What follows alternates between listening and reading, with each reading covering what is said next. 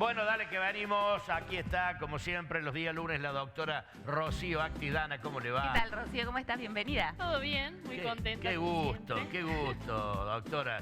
La verdad que cuando usted viene nos aclara tantas cosas, nos enseña tantas cosas que después yo voy a mi casa y las comento. Sí. Lo del alimento, lo que hablamos del sueño, lo que hablamos de todas esas cosas que uno por ahí o la sabe y se olvida o no la sabe directamente. Ahora el tema de hoy era la depresión, ¿sí? ¿Qué tema? Y yo dije, un poco en broma, un poco en serio, cuando empezó el programa, que acá la muchachada del piso cae en depresión la última semana del mes cuando andan secos. Claro. ¿Cuánto el factor económico influye en la después cuando cobran, ahí la solución instantánea. Pero bueno, era a modo de chiste. Cuéntenos.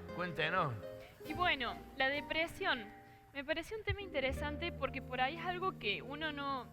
Parece una cosa muy grande, muy pesada, muy lejana y es un tema al que también le tenemos miedo por ahí, es decir, empezamos a tener algunos trastornos del ánimo por ahí o nos sentimos tristes a lo largo del tiempo, pero ya cuando aparece la palabra depresión es como que nos da un poco más de escozor, ¿no? Más vale. Hay muchos condicionantes, o sea, ¿qué sería puntualmente esto de la depresión? Tiene que ver con la persistencia en el tiempo de un estado de ánimo más bien negativo o que no sea asociado al bienestar. Para hacer algunas cuestiones, algunos síntomas que podemos llegar a ver en un estado depresivo, por ejemplo, tiene que ver con la pérdida del placer, con la incapacidad de disfrutar de cosas que generalmente la persona disfrutaba, o un estado de pena o de tristeza continua, trastornos en el sueño, por ejemplo, ya sea insomnio o una somnolencia de tener ganas de dormir todo el día, dificultad para realizar las actividades que habitualmente se realizaban, ya sea el trabajo, las actividades del hogar, una falta de ganas, de energía, un estado también pesimista en relación a lo que es el futuro, de que todo va a estar mal, de no ver la salida, no encontrar una esperanza quizás. La pregunta que mientras usted está hablando, yo pienso lo que me dice la doctora, le digo, esto que dice, bueno, porque, a ver, yo he notado en personas que pueden estar 2 o 3 días así, ¿no? Media depresiva, media baja, somnolienta, sin ganas de hacer cosas, las actividades, ir al gimnasio, qué sé yo, pero después de 3, 4, 5 días, vuelve como a una normalidad. ¿Puede ser? No, para hablar puntualmente de estados depresivos o de depresión, hay diferentes grados, depresión menor, depresión mayor, pero para hablar de un estado depresivo, tiene que generalmente ser una cuestión más o menos brusca o un cambio con respecto a lo que éramos antes y que perdure alrededor de 2 semanas. Si es una cuestión de unos días, por ahí tiene que ver con alguna circunstancia puntual que nos preocupa, que nos cambia también nuestra fisiología, pero no es un estado depresivo. O sea, con un tiempo, 2 semanas en ese estado así de tristeza, ahí ya tenemos que tener una alerta de decir estamos cayendo en una depresión. Podría ser, sí. De todas maneras, hay estados intermedios. Por ejemplo, lo que se llama trastorno distímico o una distimia, nos habla como de este estado semidepresivo o depresión, pero en menor intensidad, o sea que más o menos podemos ir realizando nuestras actividades laborales, de la vida diaria y todo, pero con mucho gasto de energía.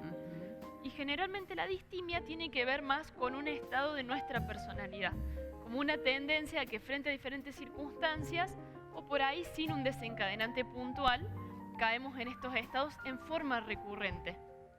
Que eso generalmente sí es capaz, esto que decís, Pato, que unos días, después mejoro, pero a los pocos días vuelvo a estar en este estado y eso a lo largo de los años. Que muchas veces se vive como que la vida es así, y no puntualmente como que uno podría hacer cosas para sentirse mejor. ¿Las relaciones interpersonales influyen en ese tema? Concretamente le pregunto, una persona que venga a trabajar o vaya a su trabajo y tenga dificultades con su jefe o con su compañero y se vuelve a la casa mal, ¿no? Como un hecho casi diario. O una persona que en el matrimonio, una pareja pelea, discute y están días sin hablar. ¿Eso genera depresión? Sí. Estos casos que yo le estoy diciendo. Sí, hay muchos factores que influyen en la aparición de este estado depresivo y de la depresión.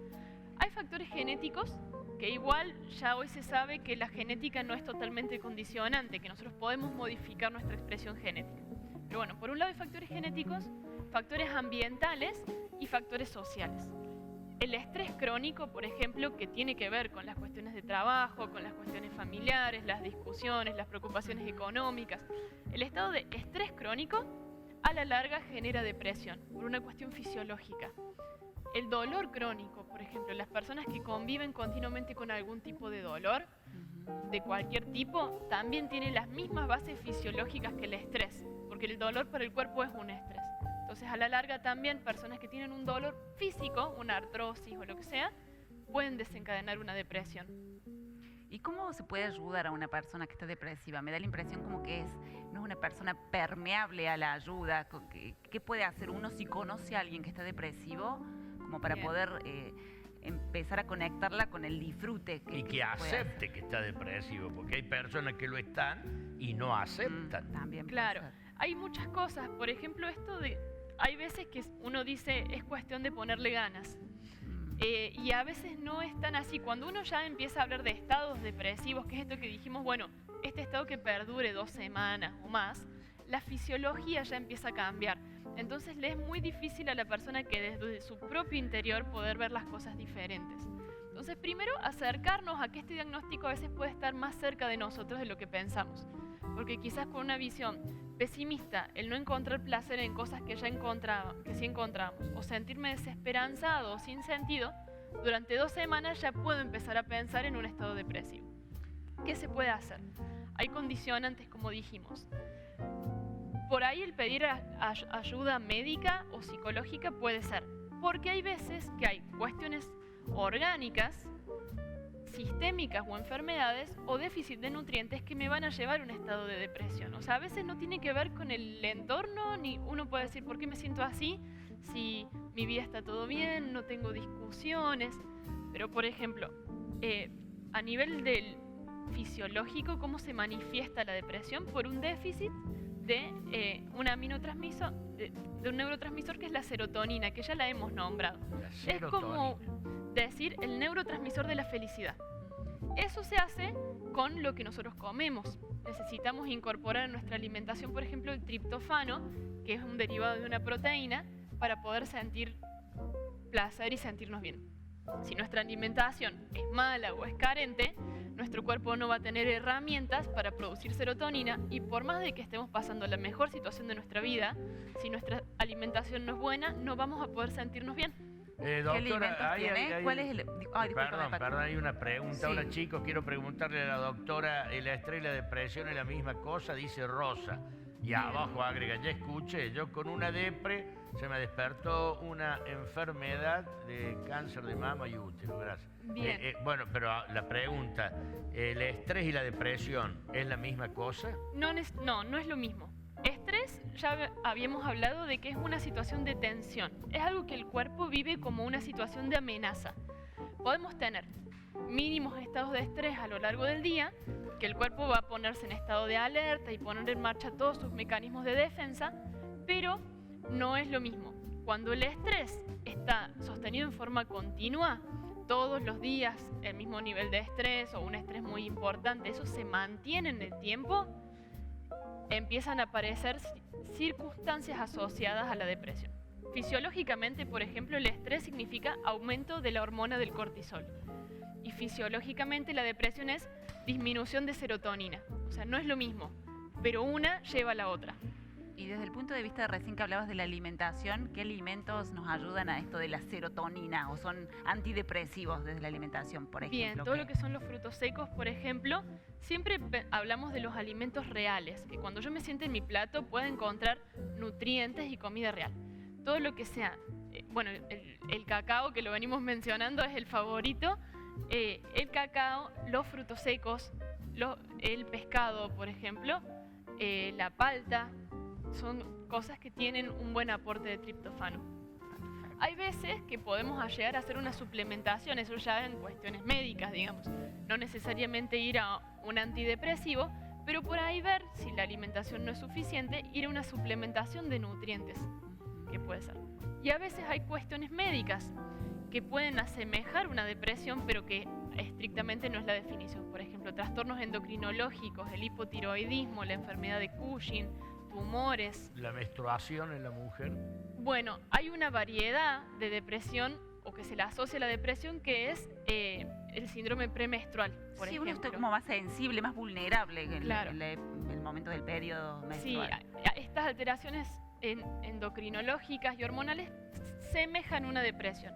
Hay veces que se llama distimia premenstrual, que ya es muy importante y muy incapacitante, que ya las mujeres una vez al mes ya saben que no pueden ni siquiera ir a trabajar, no pueden lidiar en su casa con sus hijos. Ya cuando interfiere realmente en la calidad de vida, ahí podemos hablar de estado depresivo premenstrual, y también tiene un tratamiento, ya sea con cuestiones alimentarias, de hábitos o tratamientos farmacológicos. Una persona que crea que tiene depresión, aunque no sea una cosa así muy alevosa, ¿usted qué le recomienda? ¿Que vaya al psicólogo o al psiquiatra? Yo empezaría por un psicólogo y por un médico clínico, porque hay, como digo, circunstancias médicas que pueden asemejar una depresión. A veces es simplemente una anemia, un déficit nutricional, que me falta hierro, no tengo glóbulos rojos y no voy a tener energía ni ánimo para nada. Entonces haría una consulta médica y empezaría una consulta con un psicólogo, porque tiene esta cuestión de que el empezar a ver cuál es el entramado que me está llevando a esta situación, me va a ser mucho más fácil salir de esto. Y quizás también la palabra psiquiatra nos pone un poco más en alerta y uno dice, no, yo no estoy loco, me van a medicar. Entonces, por ahí empezar con lo mínimo y después ir escalando en función de lo que se necesite. Y hay una cuestión genética también, que uno puede heredar esto de tener más tendencia a la depresión. Sí, hay cuestiones genéticas, pero no es un condicionante que sí o sí se va a manifestar. Si yo tuve familiares que padecieron de depresión, no es que yo sí o sí. Hoy se habla de algo que se llama epigenética, que son todas las circunstancias ambientales, alimenticias, de hábitos y todo, que modifican la expresión genética. O sea, mi ADN va a ser el mismo o va a tener las mismas implicancias que mis antepasados. Pero la expresión, que ese gen de depresión, por decirlo de una manera, aparezca en mi vida o no, tiene que ver con un montón de circunstancias que sí son modificables. Bueno, realmente, qué temazo, ¿no? Qué temazo, me encantó. Por favor, director, póngame ahí el mail, que tiene la doctora, Instagram, Más que salud. todo lo que tenga Sí. de la doctora, menos la cuenta bancaria, no voy a poner la cuenta bancaria, director. Bueno, ahí está el mail de la doctora Rocío Actisdana, @hotmail.com, IG, papá.